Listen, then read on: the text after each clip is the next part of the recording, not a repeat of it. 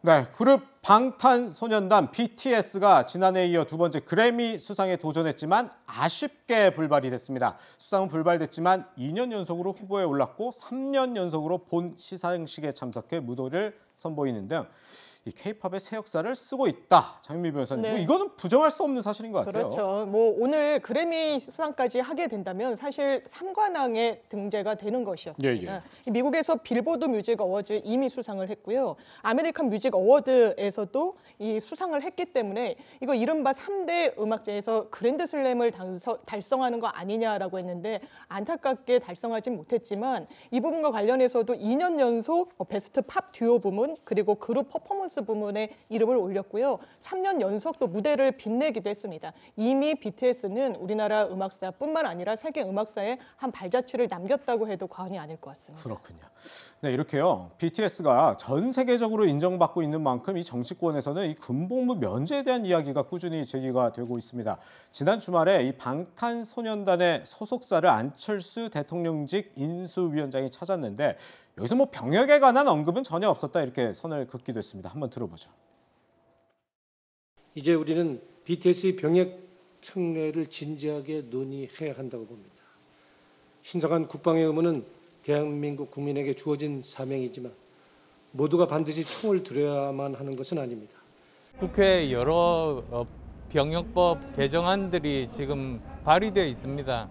그리고 또 새롭게 출범하는 정부에서 아마 국회와 함께 논의를 해서 결정할 그런 사안입니다. 전혀 없었습니다. 손아람 위원장님. 네.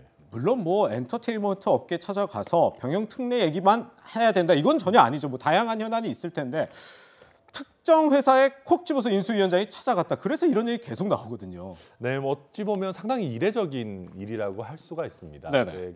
그렇지만은 인수위원장이 뭐 현재 우리나라에서 아주 큰 미래 먹거리라고 할 수 있는 엔터테인먼트 산업과 관련해서 간담회를 할 수도 있는 것이고요. 네네.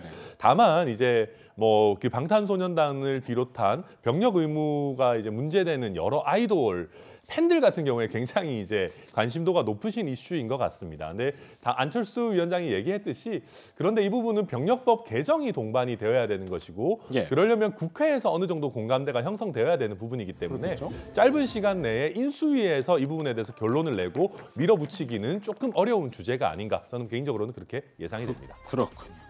그런데 오늘도 이 인수위는 국내 대형 엔터테인먼트 기획사 대표들과 간담회를 가진다고 합니다.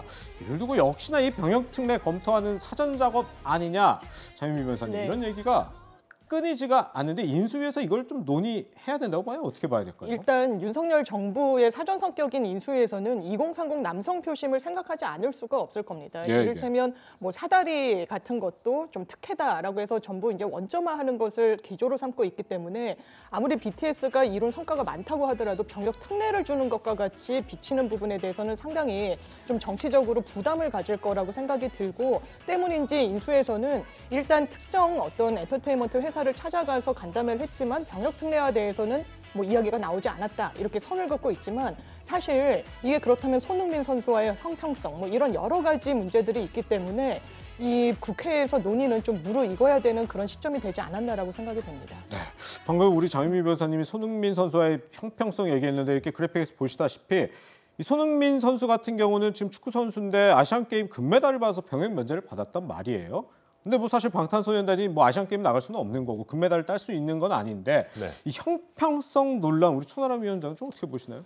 네, 이게 우리 지금 병역 특례 제도가 만들어진 게 1973년입니다. 아, 그래요? 그렇기 때문에 이게 지금 한 반백년 정도 된 거죠. 그러니까 예, 좀 현실에 맞게 정말로 국위선양을 하는 분들이 누구는 배제되고 또 누구는 포함되지 않도록 손봐야 될 필요성도 분명히 있습니다. 네. 그렇지만 이 어떤 순위가 명확하게 드러나는 그런 스포츠의 경우와 다르게 이런 이제 상업적 연예인 같은 경우는 그런 걸 따지기가 굉장히 어렵고 기준을 마련하기가 어려운 것도 사실입니다. 네네. 그러다 보니까 이 부분을 좀 손을 봐야 되는 것은 사실이지만 어떻게까지 또 이왕 만드는 것도 제대로 만들어야 되지 않겠습니까? 예. 선을 어떻게 그을지에 대한 고민도 뭐 국회에서든 인수위에서든 깊을 걸로 저는 그렇게 예상이 됩니다. 예. 그런데 뭐 손흥민 선수는 면제를 해줬는데 BTS도 해줘야 되지 않겠냐? 그러면 사실 가수 스포츠 선수 말고도 계속 확장이 되는 거 아닐까 이런 조금 우려도 저는 들거든요. 그렇습니다. 사실 병역 문제라는 게 굉장히 예민하고 민감한 문제이기도 하고 예. 본 가산점을 주는지 여부에 따라서도 상당히 이 경론이 있었기 때문에 그렇다면 스포츠에 대해서는 국민적인 또 합의대, 공감대가 좀 이루어진 부분이 있는 것 같습니다. 금메달을 따면 병역을 면제해주겠다. 네. 굉장히 스포츠 선수로서 아주 중요한 시기에 군대에 가는 게 그게 맞는 방향인지에 대한 문제의식이 있고 사실 연예인 분들이라고 하더라도 수상을 하거나 이런 것으로 본인들의 커리어가 객관화되는 지표가 좀 없는 경우가 많았습니다.